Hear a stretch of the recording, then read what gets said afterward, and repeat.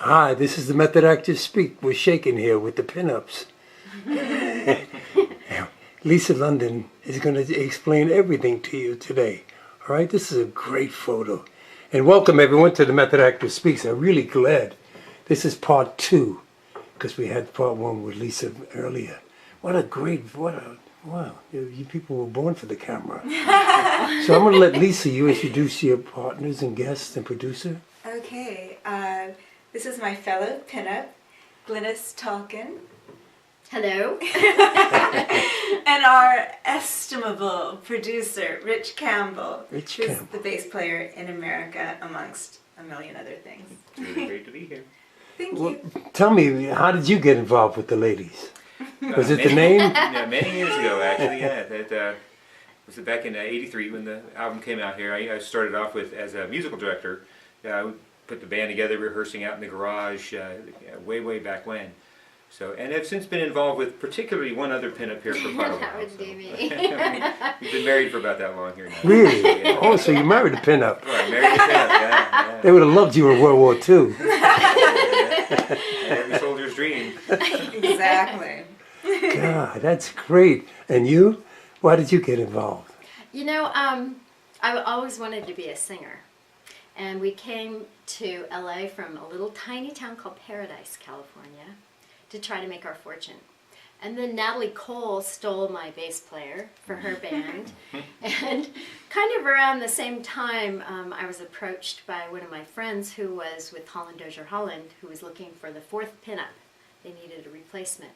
So they asked me, and I had about 3 weeks' notice to come in and rehearse with them. And we went to Germany.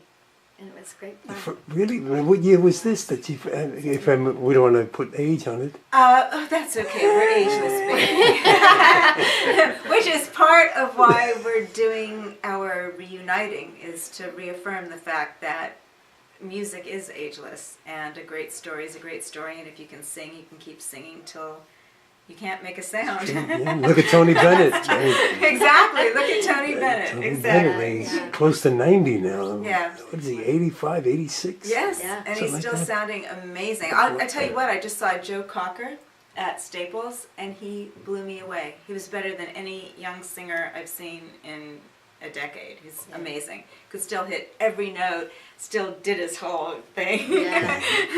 And he was just incredible. And I just want to intercede on Glynnis's story. Sure. I mean, it was amazingly difficult what you did, because there were 4 pinups, and one was fired after we were already together rehearsing and getting ready, gearing up for this European tour, Germany, starting in Germany. And we had German producers, and it was intense. I mean, it was like a very rigorous, disciplined environment, so to speak. And plus, we had, the 3 of us had bonded. And she comes in, and when I look back at it now, I'm thinking, oh my God, I hope I was nice. Because it was kind of like, who's the new one? Nice. I wasn't good. I wasn't a mean girl. Okay, good. I'm glad. But it's so incredible, because, I mean, we're basically all reunited now because of Facebook, really. I mean, Yeah. Taken and I have, the other pinup who's not here today because she's working, she's on set. She's the one that became an incredible makeup artist. But she...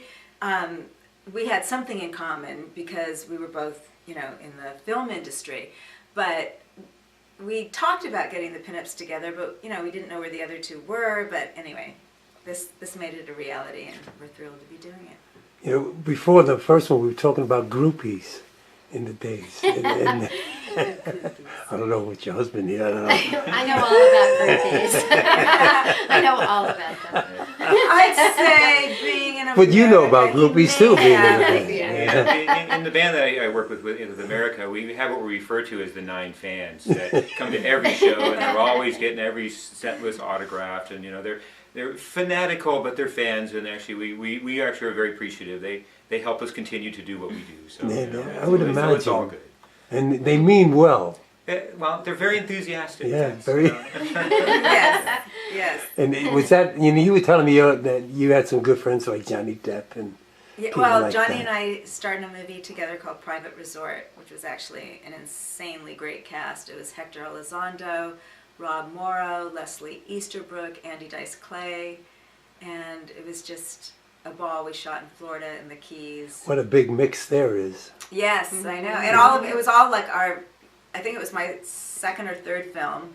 It was Johnny's second film. I think it was Andy Dice Clay's first film. So yeah, it was pretty amazing. Yeah. And I think it was Rob Morrow's first film. I think he was just a theater actor. Not just, of course, but... His name just came to me. I remember he was on a series on... Yes, Northern Exposure, but he was also in that wonderful movie that Robert Redford directed about the game show dude. I'm spacing out a bit. Yeah, I know what you mean. I want to say Q&A. That's not it. But it was something like that. Anyway. Yeah, quiz something. We're pinups. What do we know? We can always claim pinup, you know. Now, I know you guys were reading some things you had there before about, upcoming, what you're going to do on this project. Do you want to talk about it? What is it like being a producer for your wife and producing this? What is that like? Being producer actually is a very satisfying kind of a position to be in, because you are, in essence, starting with the talent but all these things are really difficult to capture into a physical form that can then be shared, beyond your own personal presence. That's one of the kind of fun things about producing song, records, albums, those sort of things there, is the live performance when they get out on stage and they do their thing. It's great because, the people that are right in front of you are the ones you're entertaining. But in the music industry, as in the film industry, in most of entertainment, you need to be able to extrapolate that out. You need to be able to expand that out to distant countries even, in fact. And the only way to do that is to try to capture this magic, to capture this the vibe, these sounds, this emotion into some format that can then be transmitted around. And that hasn't really changed since the advent of the old wax cylinders for recordings here. It's gotten fancier and it's gotten a lot faster, but essentially just capturing magic is still, it's a challenge, but it's really rewarding when you can actually make it happen. Easier when you have actually talent that not only knows what they're doing and actually has the experience to make it happen that way, but it's still, there's technological hurdles you have to overcome every step of the way, especially in a changing technology world here. Things are completely different than when the original album was recorded, when there was magnetic tape spinning around, in a studio room. Now there's bits and bytes on a hard drive here spinning around, so it's a very different format that way. But it always still comes down to the magic of it. It comes down to the heart of it, the emotion of it, the human behavior of it, the human element. So in trying to capture that on tape is challenging and very rewarding when you can make it happen. So and this has been actually a fun one, because in a way it's taking a legacy that's already there, and that's actually one of the easier things to start with. But in essence, capturing that same kind of magic in a bottle all over again, essentially doing that a few years later here, and then building on that. Actually, that's kind of our plans going forward here, is to take this core element of the pinups, their body of work that they have now, and expand it out, and to move from there and going forward with similar style material. I think the material has held up really well over the years. You have piano, guitar, strumming, and harmonies. That still seems to be the thing that really gets people excited for the most part. There's a lot of technology, turntables spinning, that sort of thing that happens, but the heart of it still, for almost every act out there, is guitar strumming, pianos playing, and harmonies singing. Those things seem to be really, really timeless, and that's actually a very large part of the sound of this band. And how do you feel about that? And, the voice today, when you listen, when Sinatra sang and this and that, it was different, but today the voices are almost like it's not their voice anymore. Some of the... Well, we're going to really try to keep this a very raw, live feel. And so people will know, yes, that's them up there, and get a feeling of what we're about. And the songs are about love and fun, and they're just basically joyful. Do you guys songs. write your songs? We didn't write these songs because we're going to be doing basically a live version of the original material. But yes, we all write, and that's what we're planning on for the next CD. Oh. And maybe even some bonus tracks, because you can do that now. Just add them when you want. There's no limit. Yeah, so we're definitely going to be doing that. Now, besides singing, have you been in acting, or what else do you do? Well, it's interesting because when the pinups split up, well, we didn't split up. I think we were abandoned. we were abandoned 30 years ago. I actually left the stage. I'd been doing dance and I'd been doing singing and not really acting, but everything else, and I left the stage. I didn't really go back on for 30 years. Really? I became a voiceover actress, and I was doing a lot of dark studio work, hiding behind, hiding in a little dark room, And then I also did, I've written novels. I'm a novelist primarily now. Oh, right. So What is the name of your book? I was thinking I have 13 romance books novels. up. Right? Yeah. I was thinking with all the Historical groupies, what romance you could tell. Oh, yes. Well, I tell a lot while I'm missing him when he's on the road. That gives me a lot of Yearning, writing time. a lot of yearning. In my books. But, so this is a big challenge for me to come back after 30 years of not being on the stage and think And about she performing has again. fallen right back in, believe me. Lisa makes it easy. Thank you. She has Well, a lot that's of good. enthusiasm. Can you talk about some of the voice? That's a very hard field to break Voiceover? into. Yeah, it's been fun. It's really been fun. I'm on the Keep the mic best-selling a little video bit closer. games, StarCraft and Diablo. I play the evil villain in most of them. And I've also been on an MTV series called The Max. It was a TV series on in the late 80s. And a lot of audiobooks, commercials here and there. You know. I haven't really pursued it heavily because I'm busy writing, and you can only have 3 careers. Really? Now, writing is that's a real rough one. And what makes you? What inspires you to write? You know, I don't know. I honestly don't know. It's just something that I've done since I was little. You know, when you're little, and that's how you choose to express yourself, I guess. I kind of feel like I'm on a sliding scale of intimacy, though, because I started out with dance, which is, you know, performing physically for an audience. Very, very And then sexual. I became a singer, which is, you know, communicating music and emotions and other people's words primarily to an audience. And then I came into voiceover, which is more like whispering into somebody's ear, which is very intimate. And then writing to me seems like you're just brain to brain. It's very, very intimate because there's no separation between you and the person reading it. You're a very passionate person. Yes. I can see that. It comes out that very, very, very, very. Oh, thank No, I mean, don't thank me. You got it, and you're lucky. You Very lucky. Yeah. But, you have a lovely bride there. But the other element of passion, she also has the discipline to make that happen, because to sit down and write 500 pages of different storylines that all weave together, and they have to be not only just make sense, but they actually have to be compelling and drive you to the next chapter and the next chapter, is an amazing amount of discipline. That, you know, I sit down and I try to write a 3-minute song with a verse and a chorus and struggle with that for a long period of time, and she just sits down, phone off the hook, nobody's bothering her, just and enters this world, creates things totally from her own imagination, and they all make sense and they all come alive, and it's just really an amazing talent. So, but with discipline along with that passion, though, too. You know, a lot of people start those first 3 chapters and never get past that, and she's already 13 books into this. 13 process. books? Wow. Yeah, yeah.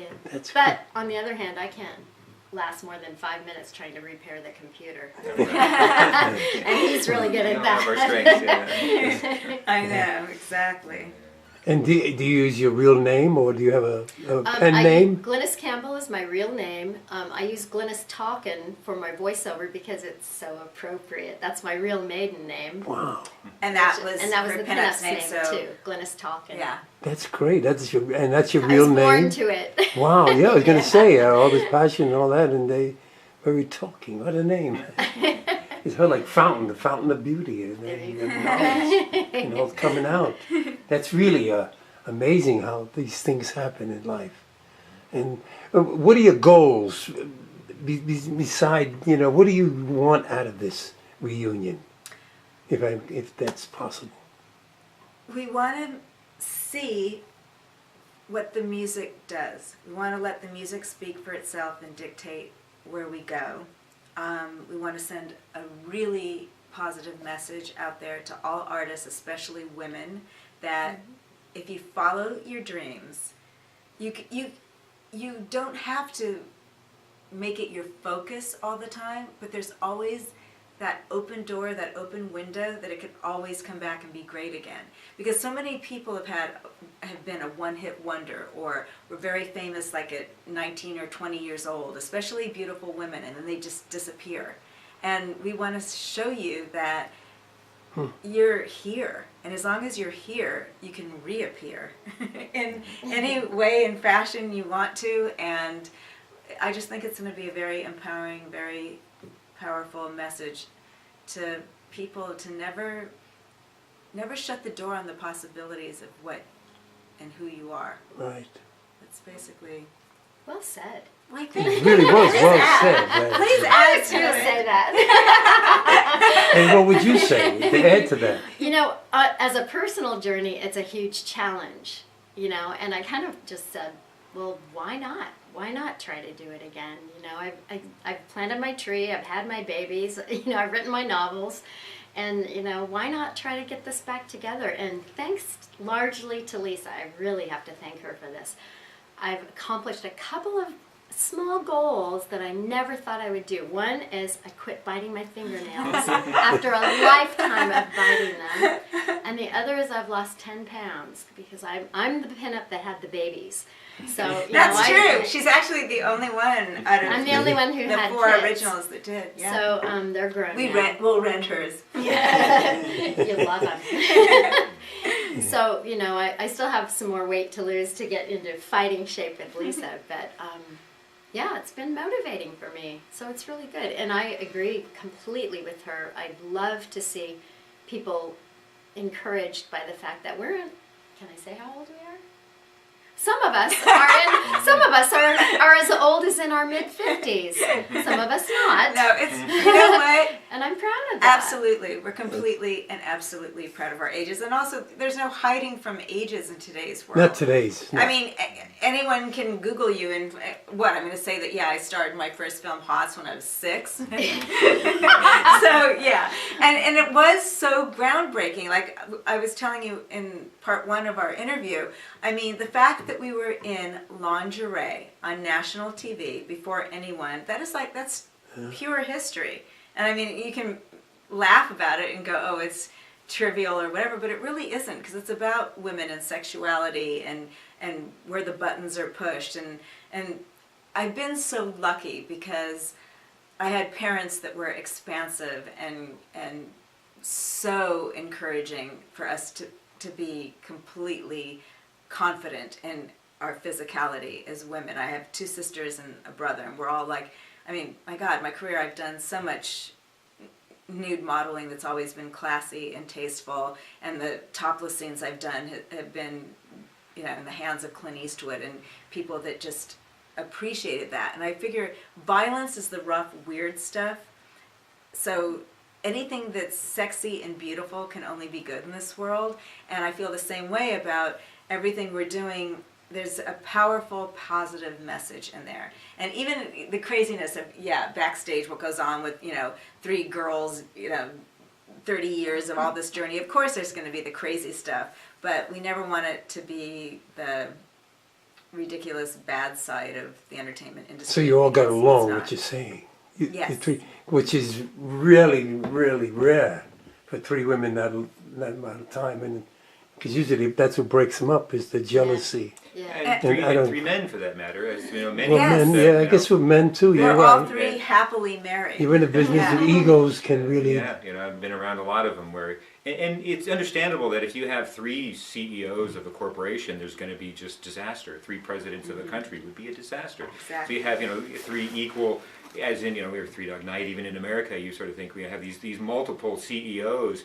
It's very difficult to not have, some kind of arguments over direction, over artistic direction, business decisions, those sort of things. So it's remarkable that you can actually remain friends after even a few years, let alone over decades. It's really, it's a rarity. It seems to be more that groups break up because of that head-butting ego, Absolutely. than stay together, or they can tolerate each other decades later. So And the it's- competition that you go through in this business of singing, I mean, especially today. Mm-hmm.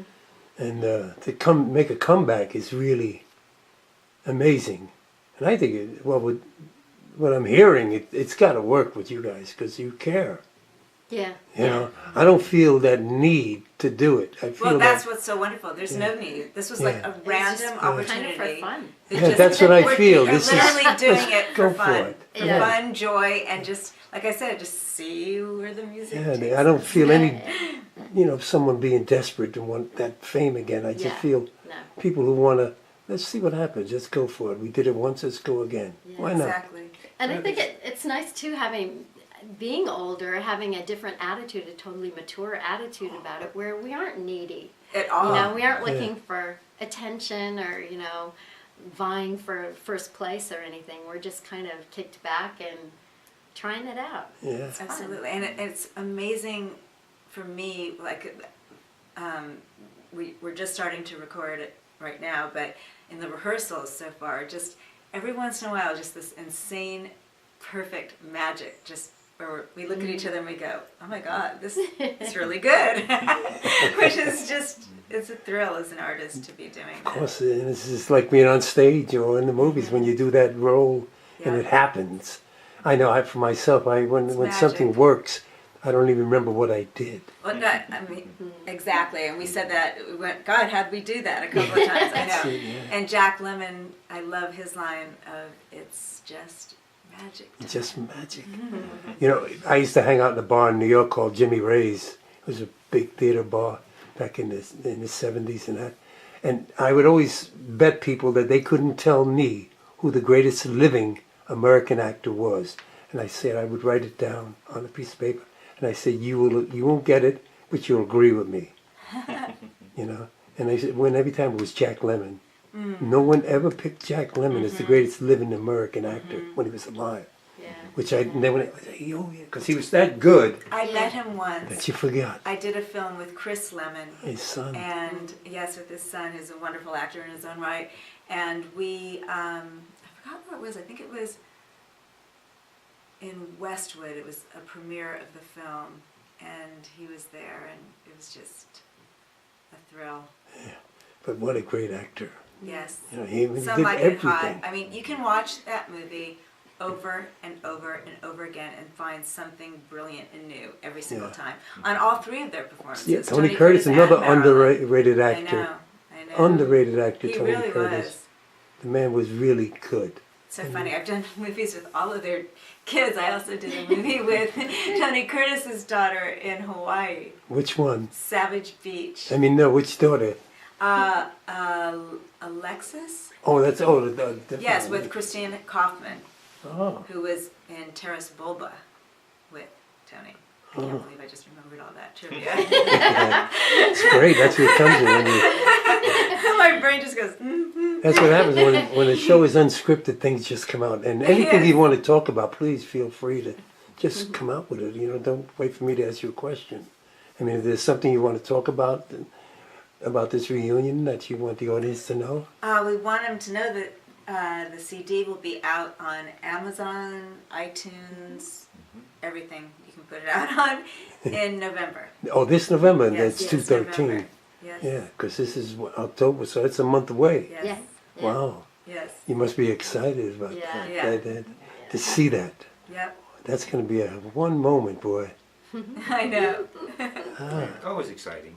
In any of these sort of artistic endeavors, I kind of have my own personal metaphor I use for it, which is basically building sandcastles, which is pretty much what movies are all about to me. And there are people who build sandcastles, and it's kind of an irrational act, really, but it's something you're creating of beauty. And then of everybody, the few people who create sandcastles, a lot of people come along and admire them. Some people ignore them.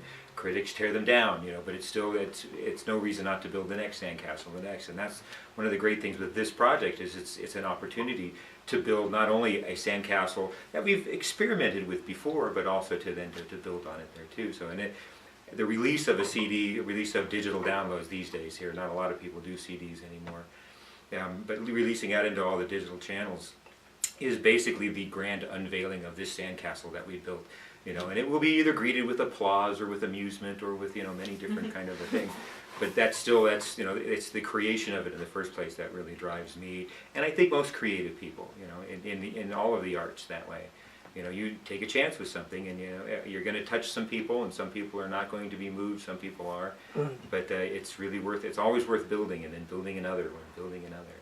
This is a great opportunity to experiment with that one more time. John Barrymore's grandson is supposed to come on the show, but his grandfather always said, in order to be a success, you have to be willing to fail. Mm-hmm. And I just love that line. It's such a, and that's what I'm hearing from you guys. You're just willing to go out there and do it. And in a way, even further along those lines, you have to be willing to look foolish in front of a very large number of people because you really have to try. You really have to give it a shot. We were talking earlier that I always teach actors to try to be naked in the mind. And once you can accomplish that, when she was talking about nudity, and I think we had a few basic instinct moments there when you were crossing your legs. Oh no! Good thing this is cable. I'm extremely careful. Trust me. I could be doing this all day. You wouldn't see a thing. I was looking at him and I saw the leg and I thought basic instinct. But no, I am anti-basic instinct. I can cross them without showing anything. I'm a pro. Okay. I was yeah, it was really fun. Say that, that's what cable's all about, I guess, when you put it up there. Now, where were we? Now I know, my legs have distracted us all. Now all I'm thinking about is Lisa's legs. God. It's next month. Now, but these photos really are great. Thank you so And, much. and your weight is really, really lovely. You gotta, you have that. Oh, my weight. You have that Anna Mangano weight. And Sylvia Mangani. Yeah, Oh, I loved her. I loved her. That's probably the greatest compliment ever. One of the greatest Italian Sexiest woman that ever lived. Yeah. Anthony Quinn said that, and And what Anthony movie Quinn- did she do with Marlon Brando? oh, she did Fugitive Kind. Yes. That's the one Oh my I God, played. I she's did so the hot. first play was called Obvious Descending. I Wow. played, back in New York. See, we harmonized our wow. But the rose tattoo was when I fell in love with the black rose slip. tattoo. Yeah. Women in black slip. Yeah. And I have a singer coming on next week who I asked her, do you wear a black slip? Because she has that Anna Mangani look. And you know, that's when Anthony Francioso told me that too. The actor, he said that was the sexiest woman he ever met. Wow. She was not really beautiful, but she was attractive. But she was just, this rawness comes out of her. The sex, I mean, you do anything she said. And most men did. Anthony Quinn and some of the greatest movies. And she was Italy's, one of Italy's greatest actors. Now it's Sophie Loren, Yeah. who's the only woman I've ever been afraid of. You're afraid of her? I don't know, yeah, We it had a scares chance me. to meet her last year. Did you? Met her Oh my in God. Moscow. In Moscow, really? Maybe this will She's make you less breathtaking. afraid of her. Breathtaking. She was gorgeous. Oh. She was sitting at the dinner table and she had a pair of glasses on and she had another pair of glasses on top of her head. And it was very disarming, I thought. I love it. I love it. She probably had sunglasses. It was an extra pair, but she just didn't, she didn't care. That's I thought that great. was kind of cool. I love it. Yeah. Absolutely. I've just been a fan of hers all my life, and there's just something about her. I was afraid, Amazing. how do you talk to this woman? That movie she did with Gregory Peck, Arabesque. Did you ever see that? I probably I Oh saw all my her movies. God. And, She's Boy and so the hot. Dolphin, Two and women. with I know. Alan everything. Ladd, where Yeah. I could imagine him. He probably stood up to here to her. Yeah. Well, I think two women, wasn't that the Oh, first she won the time? Academy Award. Right, and I think that was the first time a foreign film One. won possible. Best Actress. The audience will let us know I on think that. So. Will you let us know? Thank you very much. Well, listen, I'm You can gonna. check that Wikipedia. I'm really glad to have you on. We're just about running out of time now, and it was really wonderful. This has been a gift. This has been a gift, and once again, I'm John Solari, and this is the Method Actor Speaks. And if you want to come on the show, listen, get in touch with me. One thing I don't ask is for you to tell me to have your agent or manager or somebody call me, because I don't do that. And I find then you don't want to be on the show. You want to be a celebrity. I want people on my show, so I let them know right off the bat when they tell me that. Forget about it. But if you want to be on the show, please let me know. And it's a gift, and you're more than welcome, all three of you, to come back anytime. This was a gift. This really was a gift. So this will be up tonight, and folks will be able to see it. Wonderful. All right? Thank you. God bless. This was Thank you really... so much. No, thank you.